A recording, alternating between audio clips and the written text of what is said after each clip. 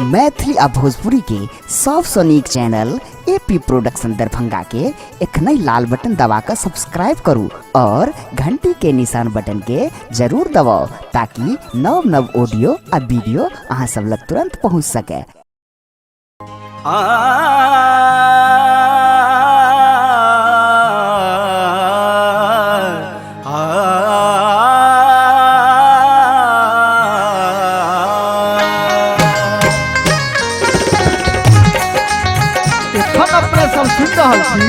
AP production के भक्तिमय प्रस्तुति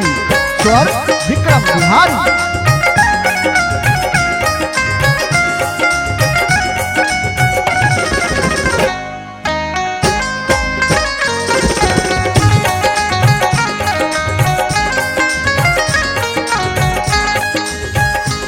पनि सागा मरे नी सा सा सा पनि सागा मरे नी सा सा सा नी सा सा सरे सा सा नी सा सा सा पा म प ग म रे स नी सा सा सरे सा सा नी सा सा सा नी सा सा सरे सा सा नी सा सा त म प ग म रे ग स रे नी सा सा सरे सा सा नी सा सा सा धपनी धनी धप म धा प म ग प म ग रे स नी सा सा रे सा नी सा सा अम्बे मैया खोलू ने अपन के बारी माँ अम्बे मैया खोलू ने अपन के बारी माँ हम आयल छी माँ हम आयल छी अहाँ के दुआरी माँ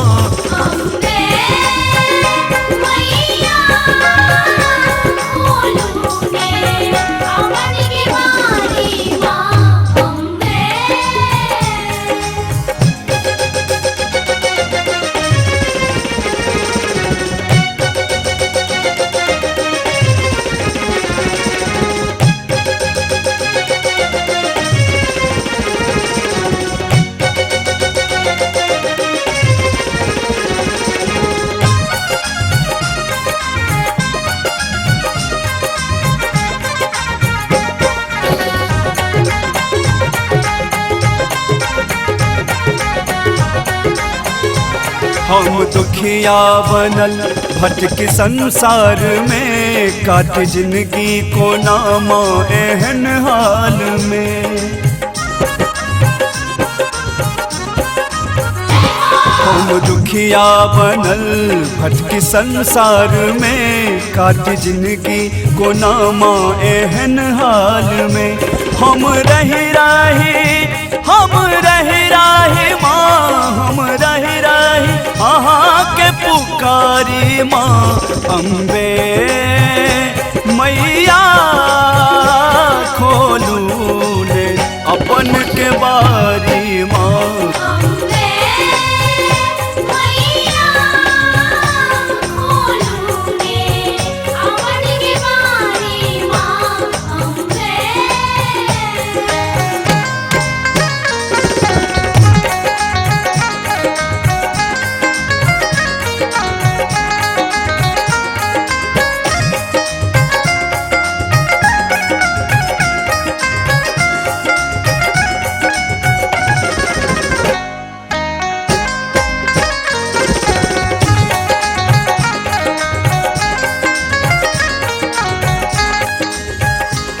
नैन ठहरे धने बस अहिक आसमां पुत के बस अही पर या विश्वास माँ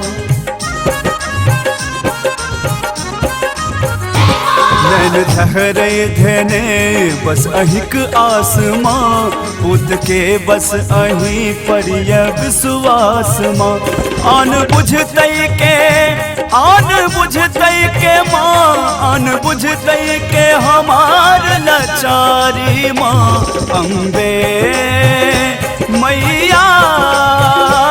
खोलू ने अपन के बारी माँ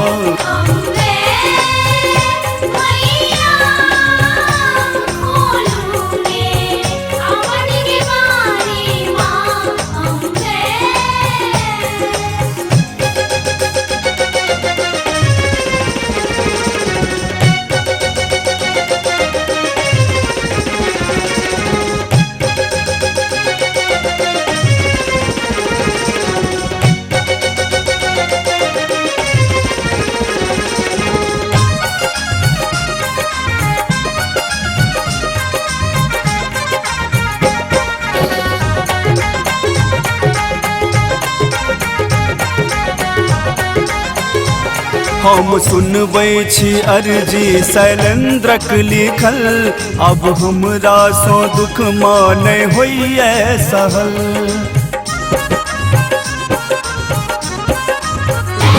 हम सुनबै छी अर्जी शैलेंद्रक लिखल, अब हमरा सो दुख माने होइए सहल। गाबी सुनबैया माँ, गाबी सुनबैया भीख बिहारी माँ। अम्बे मैया खोलू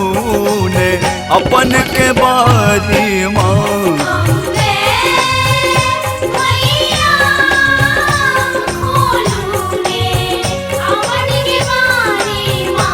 हम आयल छी माँ, हम आयल छी आके दुआरी माँ। अम्बे